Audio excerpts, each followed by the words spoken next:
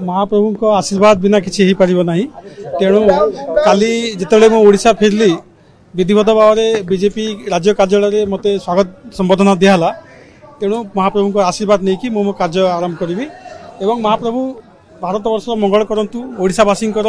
सुस्थ एवं समृद्धि कामना करा। देखो कलाहांडी जदि कहबी मोर दु तीन प्राथमिकता अच्छी गोटे हूँ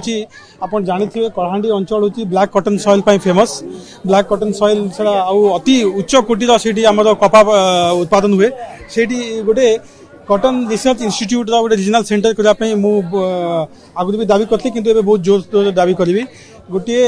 नाइपर अच्छी जो national institute of pharmaceutical research Kalahandi Balangir Kandhamal ये अंचल आप जानते आमर जो हर्बल प्रोडक्ट्स बहुत अच्छी तेणु नाइपर गोटे सेंटर केमती हो पार प्लस एमएसएमई क्लस्टर गोटे करने कलाहांडी मोर प्राथमिकता रहा अधिक अधिक युवक कलाहांडी आम चाकरी पाई मुझे ठीक भावुना कहीं देखिए देखा 100 दिन जहाँ भी बीजेपी घोषणा पत्र से कहते प्राय सब जाक पूर्ण कर 100 दिन आमको देखा कि आगामी 5 वर्ष बीजेपी सरकार केमती तार